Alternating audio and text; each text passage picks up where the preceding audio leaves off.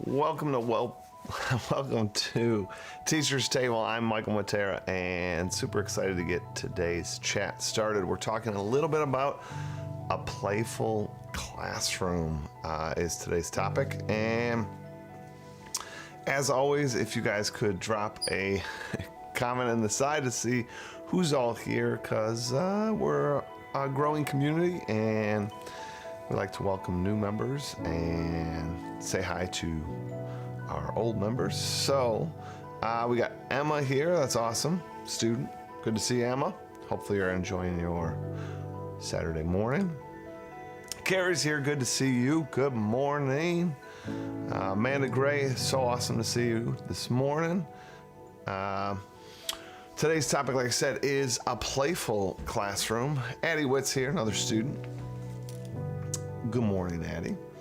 I thought we would chat a little bit about having a little fun in the classroom and different ways we can do that. I'm kind of excited. We got some students here. Maybe they can weigh in on ways teachers could be playful or are playful that they enjoy. Seeing that they see like 9 teachers a day or whatever like that. It'd be awesome to hear from them. Yeah, getting right down to it. Will's here, Adam's here. Good to see you guys. Hopefully all is well in everybody's world. It's been crazy with snow and whatnot lately. All right, so like I said, jumping right into it. Playful classroom.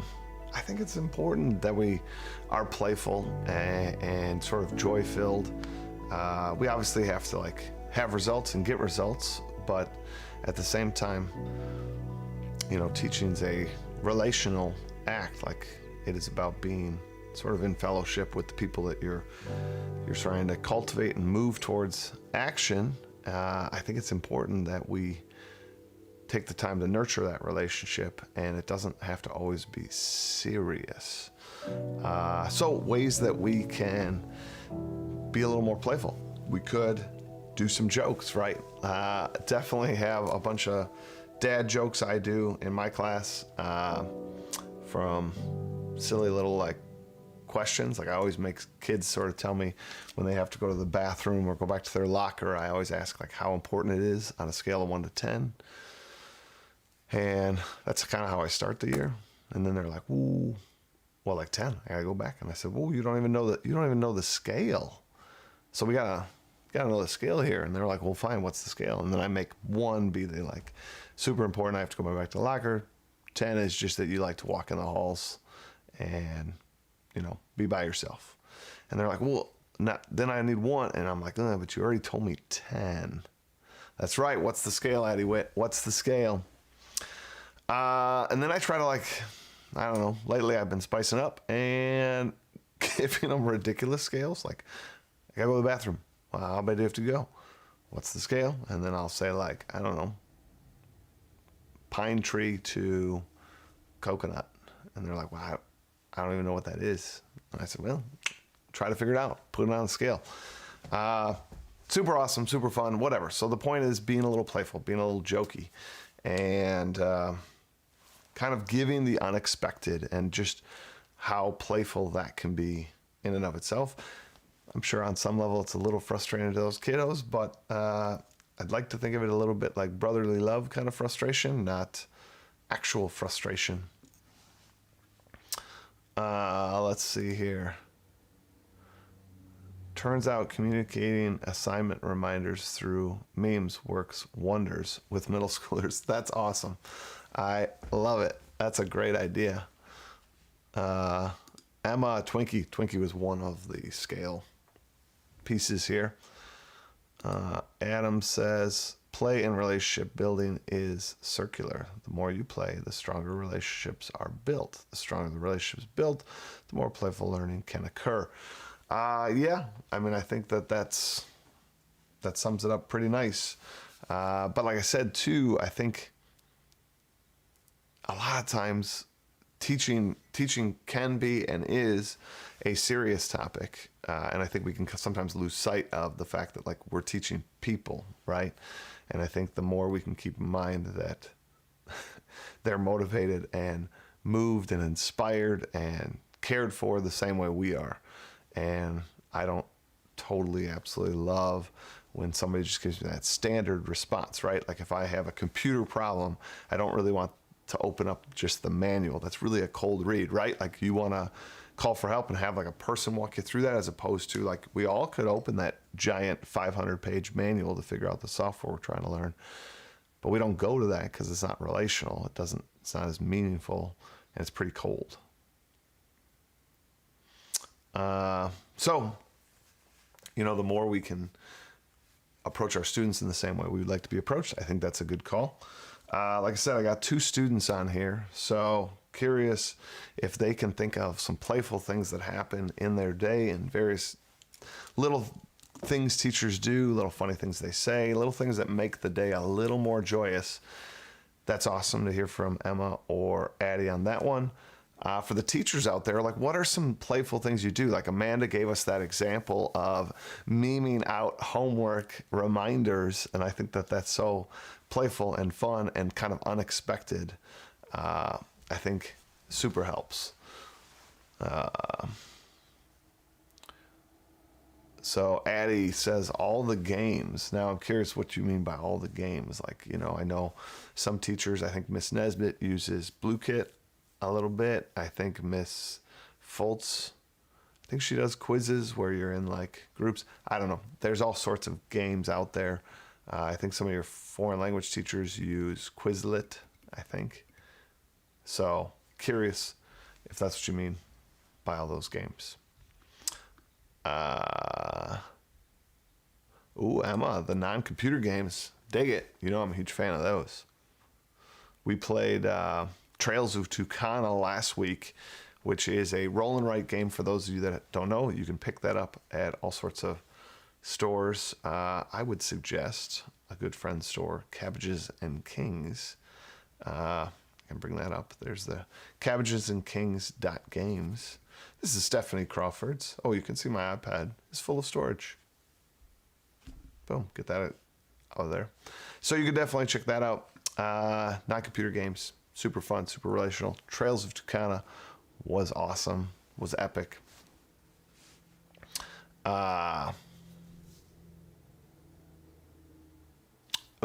Addie sort of says here, the banana game, or the random following thing we did. All right, so let's explain these two to people. The banana game, well, actually I can bring it up here. There's some pocket games that I sort of fell in love with this over Corona here. And it's by a company called Button Shy. And this is the game that I sort of been playing with some of my advisees with just a regular deck of cards, not these cards. I did buy it though, so I own it. And it's sort of a fun sort of social deduction-ish guessy game sort of thing. Everybody gets dealt a card, and you're trying to figure out if the host poisoned you or if that's actually wine in front of you. It's a little that scene in Princess Bride, right, where there's iocane powder in the wine, and did you put the wine with the iocane powder far away from you or near you? You give, as a host, you give everybody a card, including yourself. You're not allowed to sort of adjust your card. Everybody else can either drink the cup in front of them or swap with somebody else. And then at the end of the round, when all the ones that have drunk and all the ones that have swapped had to wait till the end, gets back to the host can't adjust their card. Everybody flips what's in front of them, and if you have wine, you live to the next round. If you have poison, you're out. Super fun. Little like quick, easy. Gets you right into the action. That's super fun. Then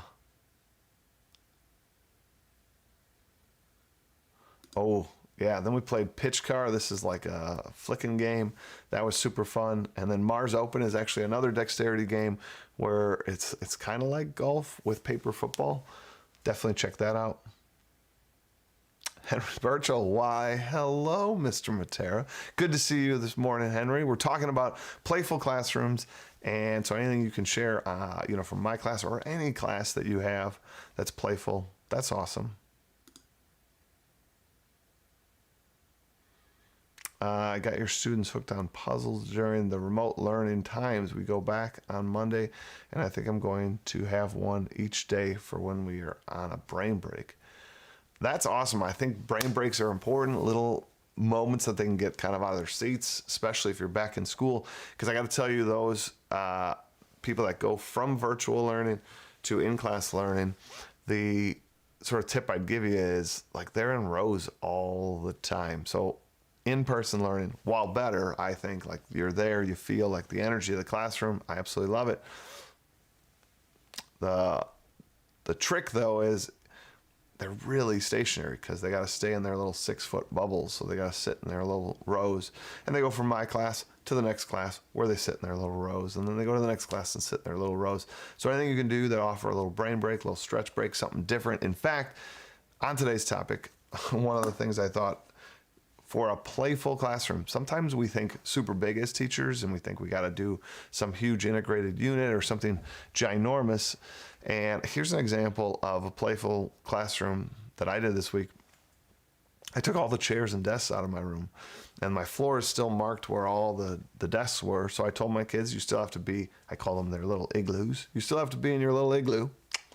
And, but it was just something different. I didn't really need all that space, but it made the scenery feel different. It was something to kind of be excited about. Of course, I teach middle school, so I got a bunch of complaints about where's my chair. I'd like to sit in a chair, blah, blah. But again, the mystery of a middle schooler, when I put the chairs back after 2 days, 2 days means 1 day for most kids because I teach block schedule. But when I put them back, everybody was like, oh, I liked the carpet, just the carpet. Yeah, Eddie says, yes, the picnic. So we eat lunch in our rooms. I don't know how your school's doing it if you go back, but we can't all be in the lunchroom. So we're eating lunch in our classrooms. And when I didn't have desks, I just called it a picnic lunch. It was kind of fun. Mini dance parties, that's huge. I got to say, one of the teachers at University School, Shannon Peters, another 6th grade advisor, does little dance parties with her advisees. So I think that's pretty awesome, and I know the kids absolutely love that. So her advisees, they do little dance parties, and they love it. So that's fun. That's exciting. I think like those playful moments too, where you can kind of get out of that character, right? Like, is a good thing.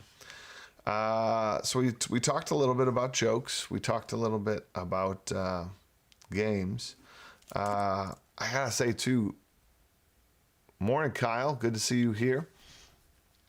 One of the things I gotta say about games is on this channel, you can look at the sort of Let's Play stuff, and the Let's Play are all roll and write games that can have infinite number of players in them. So that's the only thing I put on the channel are the ones that are infinite. There's roll and writes that are only good for 2, 3, 4 players, but they're not on the channel because you can't play them that easily over YouTube. And so all the games, which I think, I want to say we're at like 20 some games on the website, those are games you could pick up and play with your students, even virtually over distance, or when you're back in the classroom, you can play. Like I said, this week we played Trails of Tucana, which I love that one. That one's a good one. Kyle, did you ever pick up Trails of Tucana? I wonder. Oh, yes, he did. That's awesome.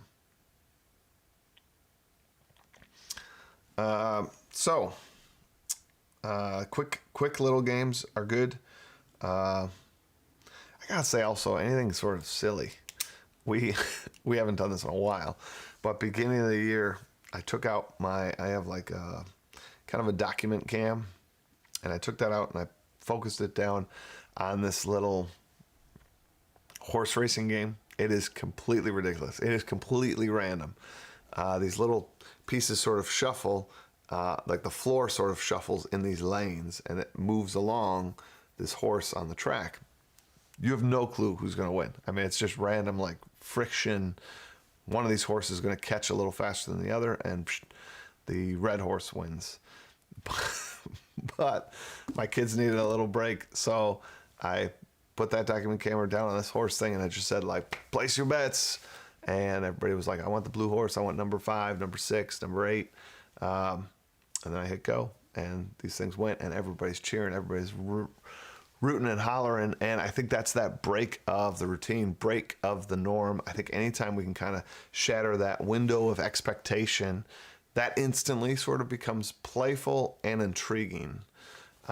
So I think those are things that teachers could add is, how are you breaking the sort of expected mold?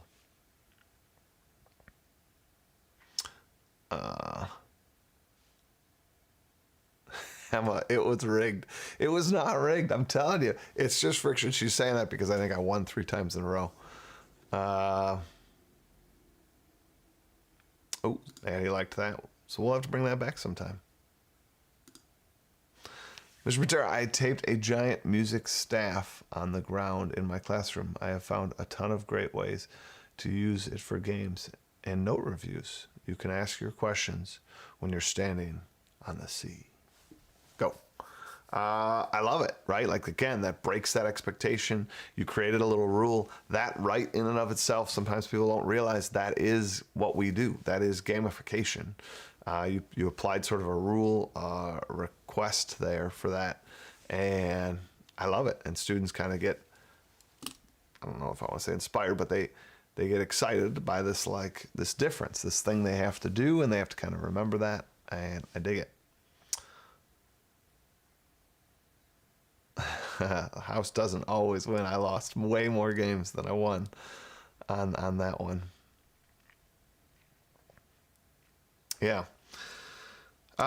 Some other sort of playful ideas. On that note of removing all the desks, how you can restructure your classroom could be awesome. Whether that means seating charts, we are told to kind of keep our seating charts for a while because of contact tracing or whatever.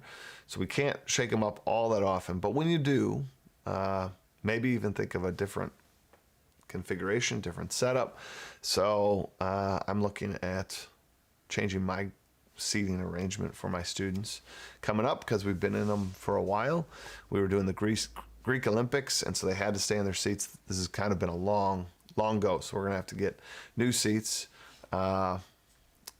Addie, we can get new seats, right? Oh, that's an angry face. Angry face. Addie has had the same seats the entire year, per her request, mind you. Floor's Lava is always fun. I do that sometimes in my advising, like during Orb. Orb is outside reading, so it's like a reading period. We play Floor's Lava. I think we've done it twice. Oh, speaking of which, another great game to get for your classroom for that playful activity is called Bring Your Own Book. I absolutely love this one. It's just filled with all these like prompts, and I use it when we do Orb in my class, outside reading. And what you do is give them a prompt, and the prompt might be like the moment in a mystery where the villain is revealed. That's the prompt. Now they all have some time to look through their book that they were reading. Everybody's got different books because it's outside reading, and they find sort of a sentence that would captivate that moment or capture that moment. When one of them find it, they say, got it. Now the rest of us have 30 seconds, a minute, however long you want to give students to try to find one as well.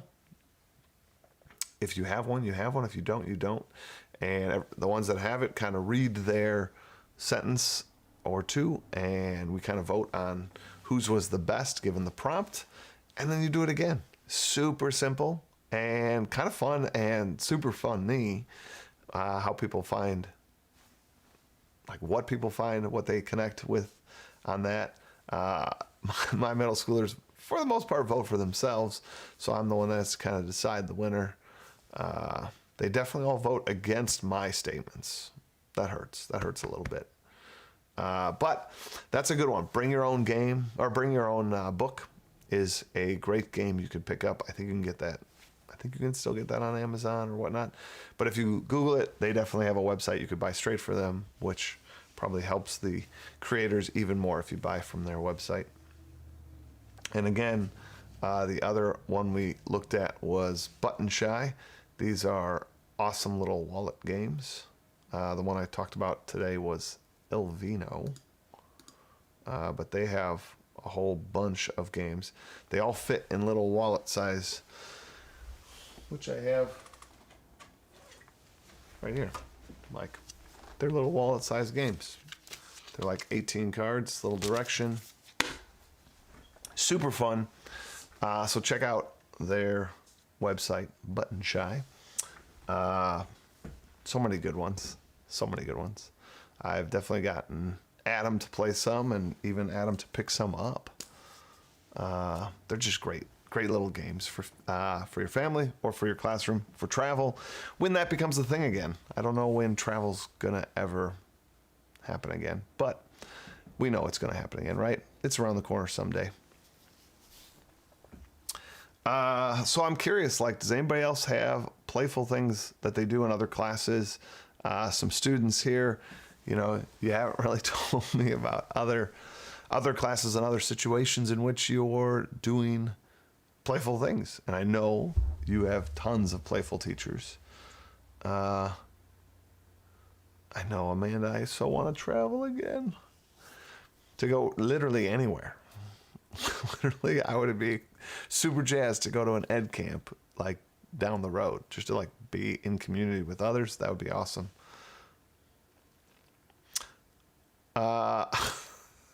That's not what I'm talking about.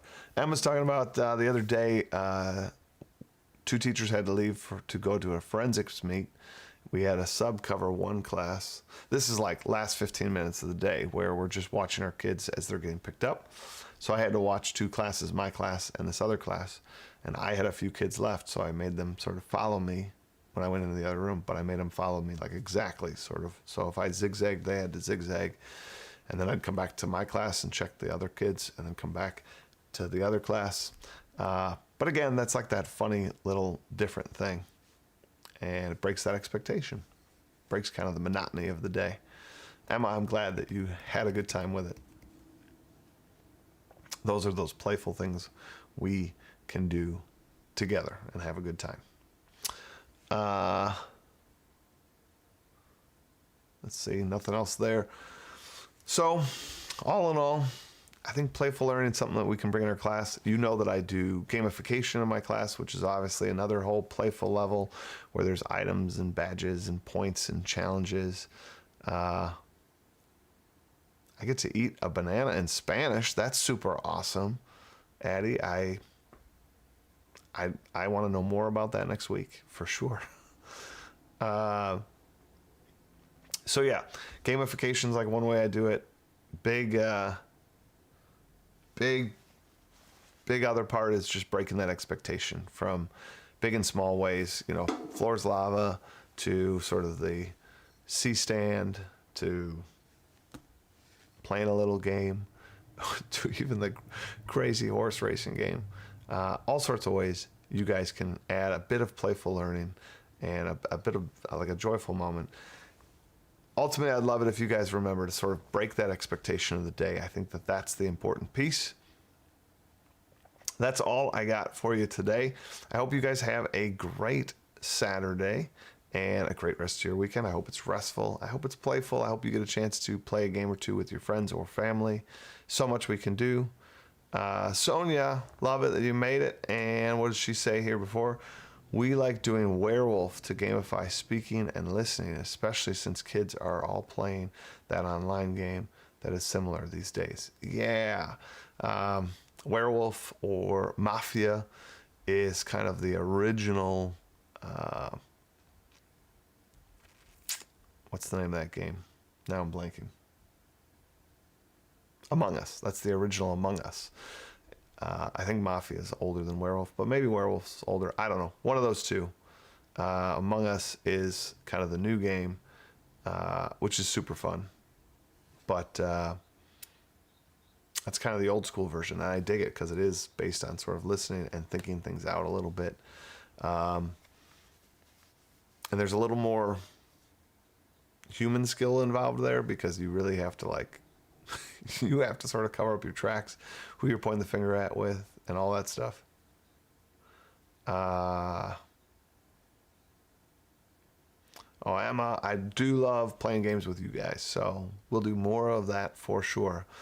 All right, guys, like I said, I hope you have a good rest of your weekend, and like I said, I hope it's restful and playful, and I will see you guys on Monday, not this Monday, but the following Monday for the next Teacher's Table, episode 80. That's crazy to me. So hopefully we'll have a great time, and I hope to see you guys there. Take care.